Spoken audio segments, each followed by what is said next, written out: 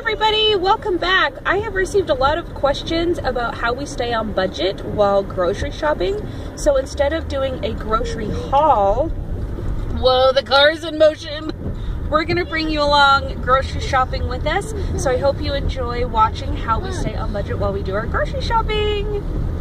Banana. And Banana. oh yes.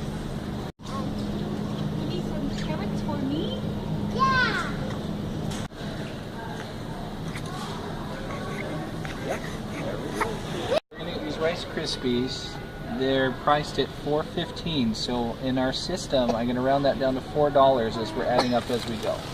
So we will mark this as $4 on our Rice Krispies, and then we will do some additions. So okay, so we got all of our produce so far, so then we're going to go around the rest of the store and get like the cold things, and then we'll hit the aisles at the very end.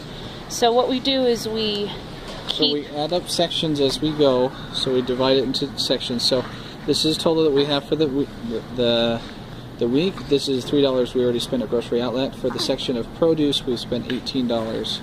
So then what we'll do is we'll go adding this together, 18, 19, 20, 21. So we have a running total as we're going. So you see all these are whole numbers is because we're rounding up or down for the whole number. And the rule is if you have an item that's less than $1, you have to count it as $1, and it helps the math come out right. So now we're going to go to the bulk section. Nominal bulk section, including the peanut butter machine, which I know stores like Whole Foods and Fred Meyer have this. This is $1.98 a pound for the natural peanut butter. I have weaned myself off of Delicious Skippy because this does not have sugar or anything added, like anything weird. It's just peanuts. And it's delicious. I would really love to just spend all of my dollars on the almond butter and the cashew butter, but I'm going to stick with the peanut butter because it's the cheapest. Oh no, we have a jam. We have a peanut butter jam. It's clogged. Prices averted. Too hard, so.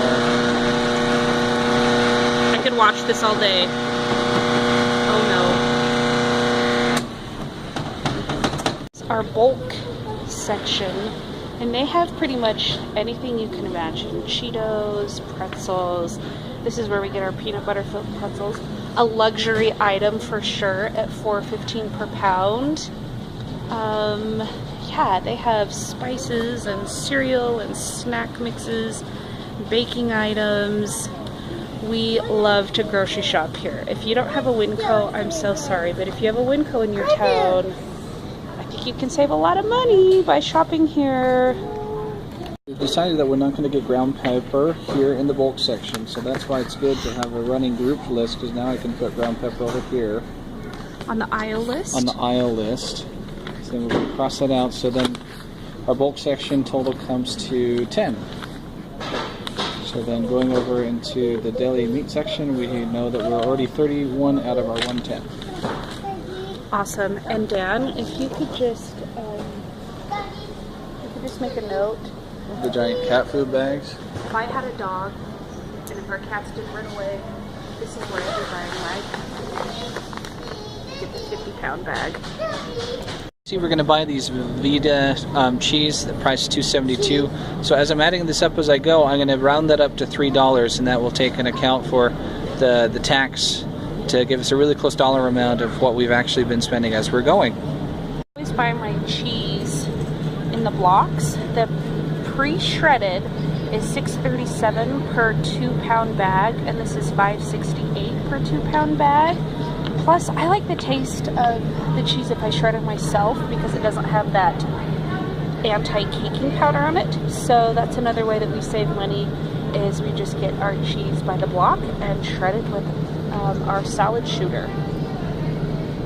Done with our deli section, so of our totals here we've got $32, which brings our total out of 110 to 63, and we will go to the dairy section.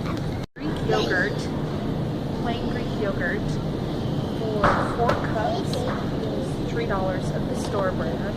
And if you get the really good kind, the Fage, it's $5.99. $5.50 for 4 cups. So what I do instead is I buy a gallon of 2% milk or whole milk or 1% milk, depending on what I want, which is $1.78 a gallon, and I can get 6 to 8 cups of yogurt for $1.78 by making it at home. And that's how I save money on yogurt. Things like this that come in packages, initially, yes, it's more expensive to buy it this way, but instead of stopping to buy a Happy Meal, which is like $4, this is $2 for the whole box. So that makes it 50 cents per sandwich.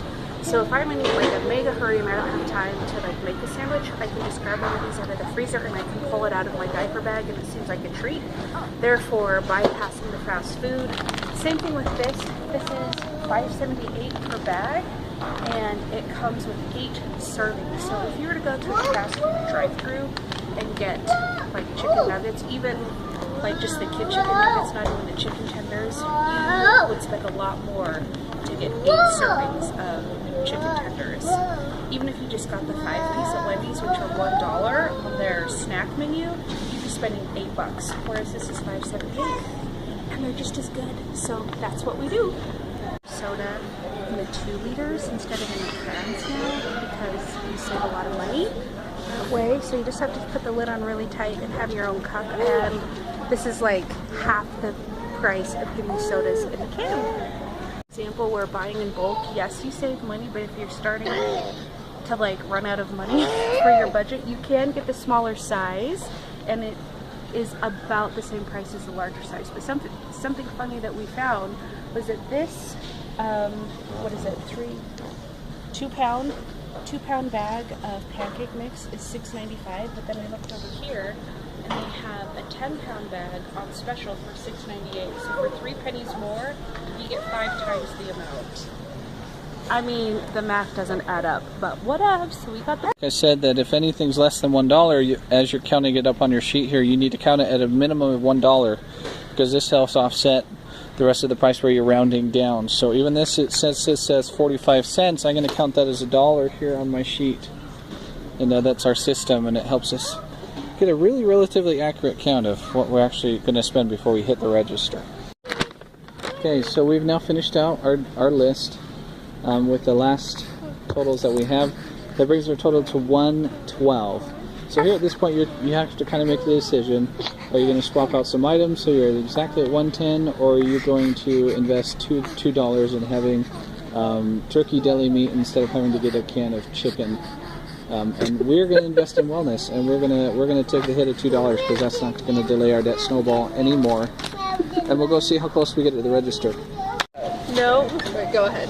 Okay, so our grand total is $108.98. We were what? $1 under budget?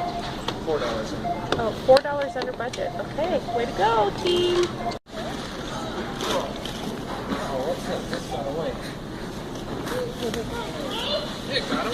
Okay, so here's our completed shopping list at the register. As you saw, I was anticipating $112, but everything came out to $108.